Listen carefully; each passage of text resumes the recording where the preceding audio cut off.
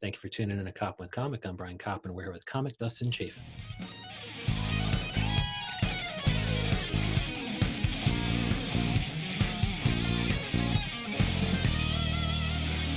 Dustin Chafin, how the hell are you? Hey, what's happening, Brian? Dude, How you're are you? ready. Yeah, Saturday night, big gig for you, huh? This is huge. Yeah, this is the time to get good guests. Yeah. 'Cause Oh, we're all yeah. just sitting around waiting for somebody to email us. Yeah, I'm stealing all your pre-pod material. Even this being a big gig for you Oh, I was love it. your Yeah, joke. Yeah. I love it. It's funny. Yeah, no, I'll take it. Yeah. And you actually called me in the middle of you were interrupting me. I was listening to Dustin Chafin on Spotify. Stop telling people that your album. Oh, yeah, that was my album. Yeah, that was fun. It's a lot of my early and later jokes, and kind of crafted it into a little piece of Dustin Chafin moment at the New York Comedy Club. And I was a busboy there, so that was kind of why I chose that place as the place to record. Yeah, I love that. You give us some inside dope on some of your first jobs there, but also I loved your bit on PD, which is just as relatable today. Like if you're a racial comic, you talk about race, you talk about the hard issues, and people should fire up the album because it makes perfect sense now in 2020. Yeah, I hope so. Yeah. It's funny. I've been, there's there's always drama in comedy. I think today there was some drama on Twitter with some comics and things about race and stuff. And, it amazes me that comics attack each other. You know what I mean? Like I'm really, like we were talking about my podcast a little bit before we started rolling. And, I have a big fan of the band of brothers in comedy, brothers and sisters. And, it's like, I feel like, people getting mad at each other over race and material. I don't know. I think it's really ridiculous. And I think anything's funny if you find a good spin on it. Yeah. And I think, most of the podcast guests that you have on are pretty far along where they can find a pretty unique take, a fresh take, an appropriate take on even some hot button issues. Yeah. Your podcast, I'll leave you with this. Looking at all your guests, man, and they're just the who's who of comedians in New York City. Yeah, it's good guys. I mean, a lot of those guys kind of started with me young, they were kind of like when I ran the Boston Comedy Club, which is kind of, one of the premier places in New York. It's not there anymore. It was, Barry Katz, was big manager and did the Last Comic Standing and all that stuff. And he was Dave Chappelle's manager. And he had a big scene in Boston and decided to kind of take it to New York City. And he started his management company there. And then, we were literally on West 3rd Street, right over a corner from the cellar. And it was called the Boston Comedy Club, which was hilarious because Yankee fans would just drive by and be like, fuck Boston. Boston sucks. We're like, no, dude, it's comedy. It's not a sports thing. Yeah. But, I had an opportunity to work with a lot of people. Nate Bargatze was kind of one of my barkers, and a lot of these young comics coming up, Joe DeRosa, a lot of guys. And Mike Vecchione. And we just kind of, it was kind of like this kind of dojo of comedy. And, I became friendly with a lot of people, and just kind of, that's the thing about comedy. You meet a lot of people and kind of stay friendly and go on the road with people and work with people. So yeah, I have a huge, huge roster of friends in comics that I know. Yeah, and I'm looking on your website, DustinChafin.com. I see that a lot of these early on were in person. Where did you do it? Oh, in person. Actually, Ad Large is a company that I podcast with. Okay. It's over by what's that place with all the, I forget where it is. 42nd. They have a Grand studio. Central. So it's over by Grand Central. Yeah, it's like a studio. It's a company. Actually through Authentic Management, Rick Dorfman. Okay. And JB Smooth's company. Nice. They picked it up, and then I started kind of recording it there at Ad Large Studios. Oh, good. Yeah, it's good to have a place. I had QED Astoria, and that was fun. And we had some of your former guests on. We had Irene Bremis and Luke Thayer. I mean, nice. So it's, nice. I feel those are the names I can drop among the big big comics on the I'll Leave You With This podcast with Dustin Chafin. That's great. But recently you've had on, and I think this is your this might be your longtime romantic partner, but during quarantine, I see some special. Who knows? Yeah, your special editions on they're available on Patreon. So the preview's on Spotify, but it's with Leah Bonema, who's a comic of some repute. Yeah, she's great. Yeah, Leah and I've been together a really long time, over a decade. And yeah, I met her. She was barking in front of, it was when the Boston Comedy Club closed, it was another club opened up, Comedy Village, and she was one of the barkers there. And I figured, you know what? I'll probably get her while she's young, because that's what you do. Just manipulate a young comedian at that level, and then she'll think you're the big shit, and then it'll. Yes. This is like a So, Joey Diaz situation. In about 10 years, people will be listening to this podcast. well, we're and still together, so I don't know if I'd get in trouble. So and that Brian apparently, whatever Koppen, I did, Brian Koppen was laughing the whole time. I can't believe it. well, apparently whatever I did worked. So, and she's okay Good. with it. So, And so, so yeah, so yeah, what's it no, like being a comedy couple? I guess on the plus side, you get to do quarantine editions with your yeah, comedy other. yeah, that's definitely been a huge plus. I mean, it's tricky, you know. I wouldn't recommend it to everyone, you know. I feel like, I mean, we're a success story, you know, and I've dated some comedians and it didn't work out and went very wrong. And so yeah, it's really, with the thing that's worked with us is actually, up until this podcast that we're doing together, we really, you know, we worked a little bit on the road in the beginning. I would take her, she'd open for me, would work and stuff.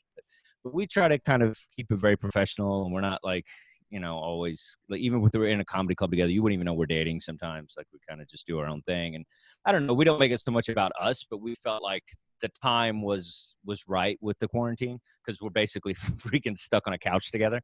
Yeah. So it kind of worked out. But we're very professional with, you know, kind of how we treat each other's comedy and stuff. And it's fun though. But a lot of times it's like, you know, we have to kind of take days where it's like, okay, you freak out about the industry on Tuesday, and then I will freak out about it on Thursday. Cool. Okay.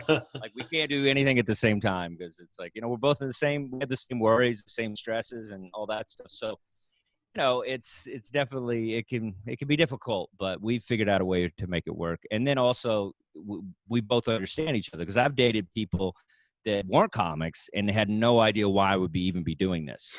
They don't understand why you know, take low money in the beginning, or why you Yeah. know, put up with it, or like go on the road for so long. And, you know, I've had to explain all those things. And with her, it's like, we both get it. So if somebody has to cancel date night for a gig, nobody's going to freak out, because we both Yeah. understand that gigs are important, you know. And then how do you guys, what's the policy on kind of riffing?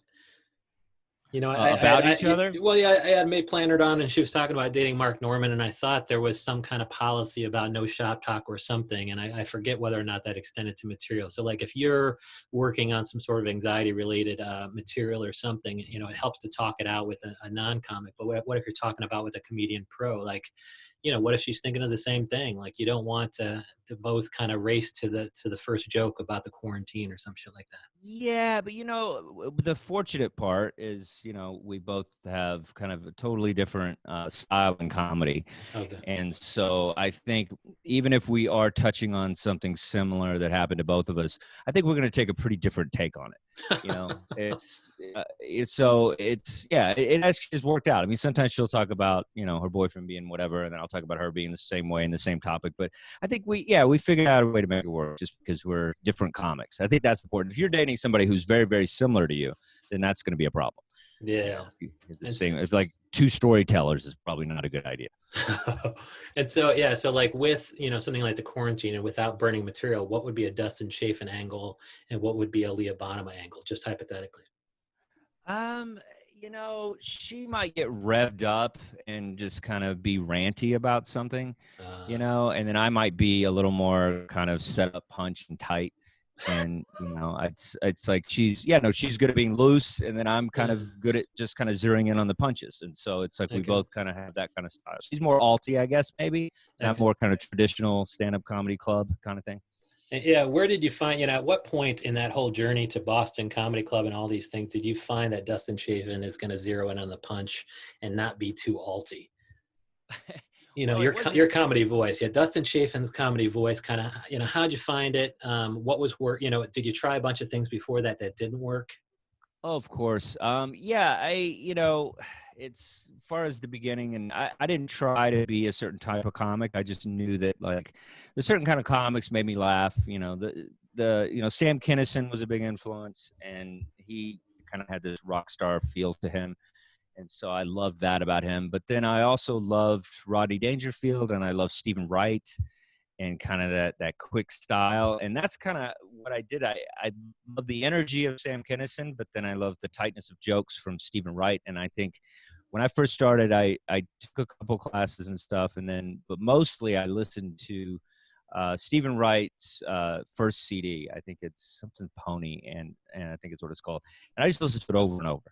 And I was amazed by how there was zero fat on any of his jokes. And I really just got kind of nerded out by how well a joke writer he was. And I love the absurdity to him. And so kind of a mix between kind of those tight jokes and then somebody who doesn't give a shit like Sam Kinison. So that's kind of what I kind of morphed towards. And then I saw Carlin live a couple of times, and then that opened me up to kind of being able to talk about just about anything, and, you know, learning how to kind of milk, you know, a topic and not just kind of leave it there and just, you know, tags and making it bigger. And yeah, that was kind of, you know, between that is probably how I learned, kind of figured it out. And then just, you know, bombing over and over. And, you know, I tried such ridiculous stuff in the beginning. I did such goofy shit. I tried to be like Andy Kaufman and stuff. I remember one time I did this thing. I got up on stage, and then I had a glass, and it had a goldfish in it. And I went out, I literally had went out. This is how horrible this joke was. I literally went out to a pet store and bought a freaking goldfish and then put it in a glass of water. And then the whole joke was I was going to just stand there with this glass of water like it's my drink. Yeah, but there's a goldfish in there, but I'm never going to say anything about it. Yeah. And then the big closer was I was going to drink the freaking goldfish. Okay. And did you? So I got up, and I was just like, it was just so awkward. I was holding this goldfish, and like, people were like, "What the fuck is in that glass?" And I was just like, and they kind of heckled me like, "What the fuck is in the glass?" And I wouldn't say anything because I was trying to hold true to the gag or whatever. Yeah. And then of course I chickened out. I wasn't gonna. This sort of I almost vomited thinking about swallowing this goldfish. So I just kind of got off stage, my tail between my legs, and I was like, "I gotta go." And it was a horrible experiment of trying to be, you know, edgy and different. But, oh, I love that. And so then you were like, maybe I can just be edgy with my words instead.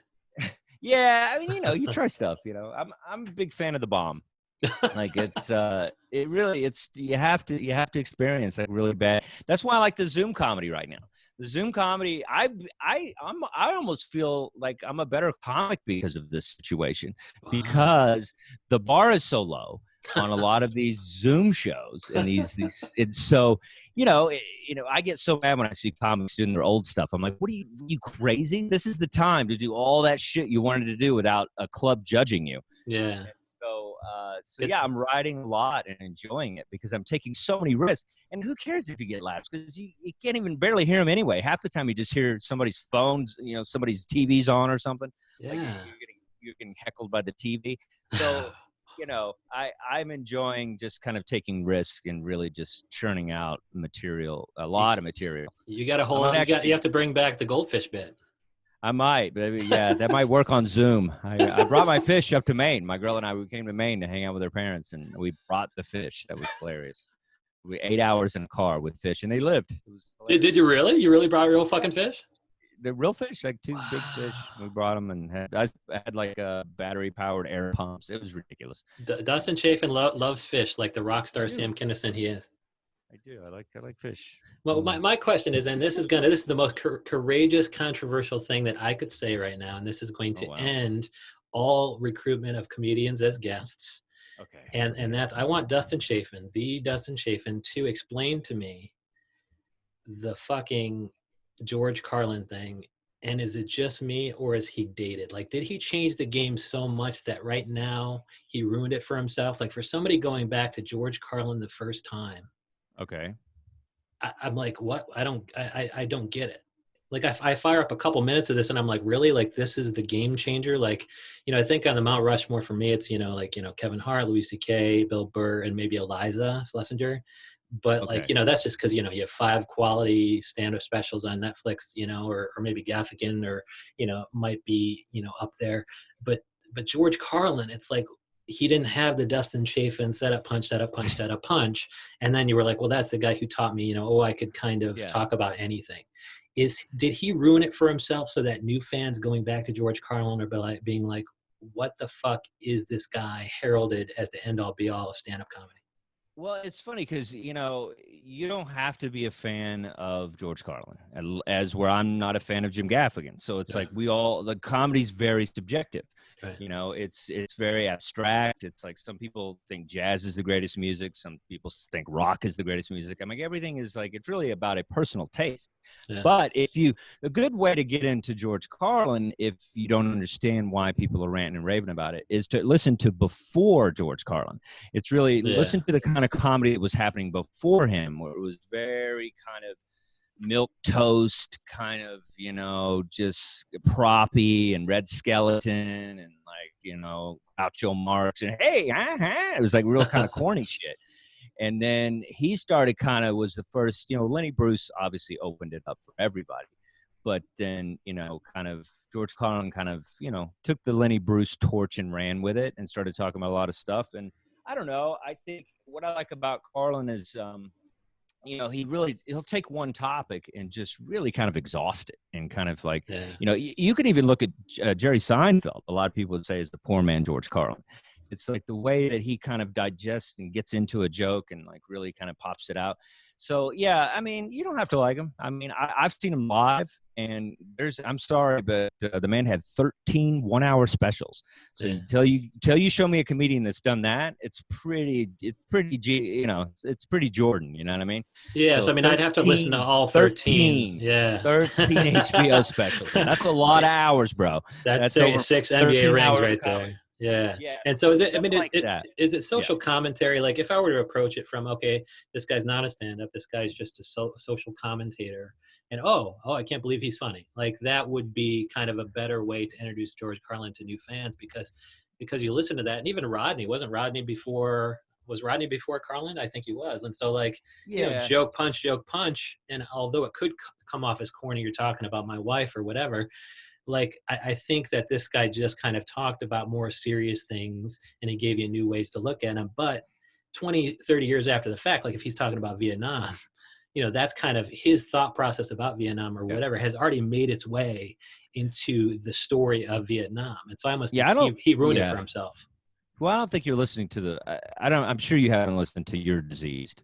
That's like the white album of stand-up comedy. You're Diseased is phenomenal. Yeah, I think It's that's what I need. I need the one. So it's You're Diseased. You're Diseased is That's all probably I the have to best one. listen to. And if I don't like Yeah, it, then just I listen to just that don't one. get it. Okay.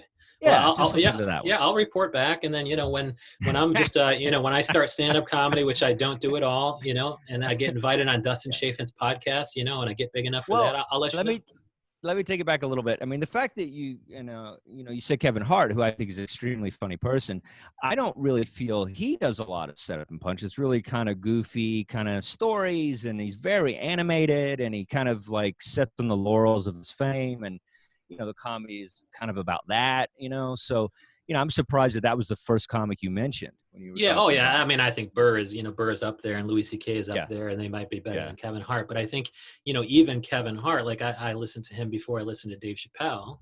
And then I yeah. was like, why is Dave Chappelle so low energy? Like, I wasn't like, look at this fucking comic genius. I was like, this guy is so fucking low energy. And somebody was like, well, that's because he's high all the time. But, and so I think, and, Kevin Hart had some good stories back in the day that, had some funny moments in them. And of course, yeah, maybe it's getting less funny over time. But yeah, so it's good that I finally got the entree into George Carlin because I always wanted, a big time comic who name checks George Carlin as an influence to explain how the fuck this guy's the end all be all of fucking comedy. Because like somebody like Louis C.K. I mean, you like Louis C.K., right? Yeah. Yeah, it's so I funny. like his comedy. Yeah, that's a loaded question answered with I like his comedy. I'm not a fan of his later work, his offstage Yeah. work. But yeah, Well, I mean, Louis is very influenced by Carlin. I can see it because I know Carlin, but he dedicated a special to Carlin. So, and it's like he would be the first to say that he's a huge influence. So but I mean, I think it's. but even like somebody like so a Louis C.K. special because it's not social commentary really. It's not talking about it's not talking about the big things that George Carlin like the 7 words on TV, and I guess it is. But I listened to that bit and I was like, really, is this fucking funny? but Well, I, think about it. You gotta set yourself back a little bit. You yeah, gotta that's think it. about, like, That's think it. if you were a teenager in the '60s and whatever, and then this guy starts talking about this in the '70s, and Yeah. yeah, I mean, it's really, and something like that was very controversial at the time. But yeah, stuff is dated. You go Yeah. back, and people don't make sense.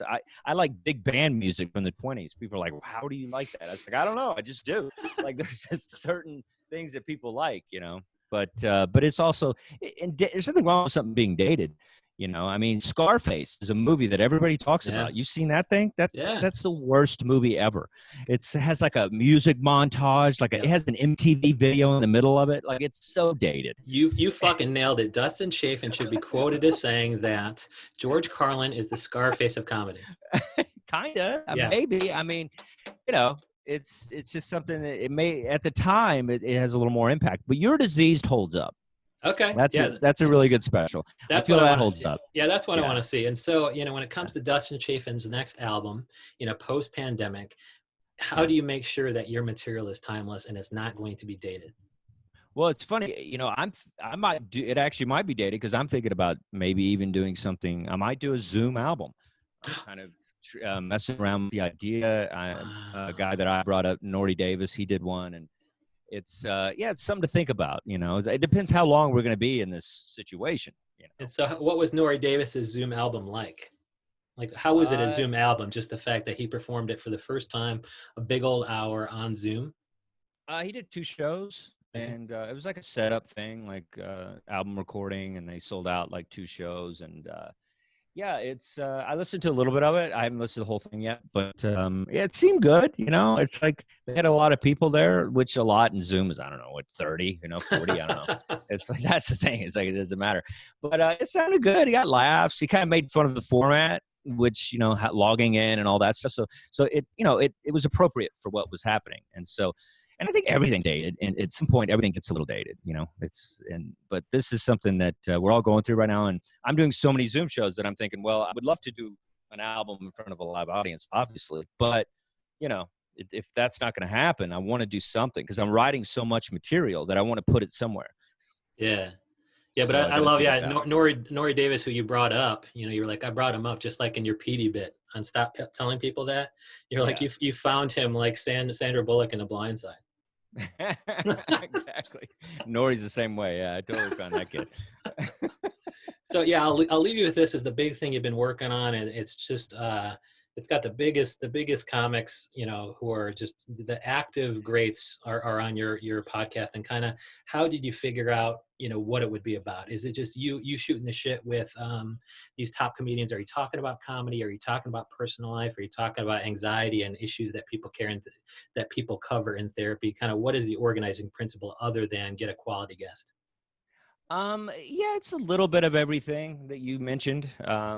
It's funny you said therapy. I was one of the first guys who started seeing this particular therapist, Alan Oh, Lefkowitz, and he was the guy that I saw for many years. And then I kind of recommended him to Robert Kelly, and then Robert Kelly recommended him to Gary Goldman, and then Gary Goldman recommended him to Joe List, and like all these comics. yes. And it's like he's kind of the therapist that all the comics see, and I was kind of the first one to see him. And so it's I kind of funny. love that. I'll go to therapy, and somebody will walk out, and I'm like, oh great, I got to follow Mark Norman today. So it's like, I can't deal with his mom issues. And so it's kind of a running joke because it's like that green room. Look, I mean, it looks like a green room, the waiting room at the therapist's office. Wow. So You should do I your know a lot of people. podcast. Can you do your podcast there?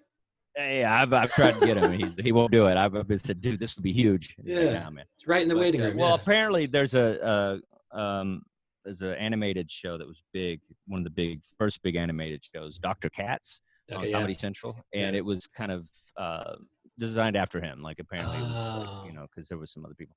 But, so that cartoon wouldn't exist unless Dustin Chafin started telling people about his therapist. I'm not going to say that, but I'm going to say that Gary Goldman might not have the health he has if it wasn't for maybe I love recommending. it.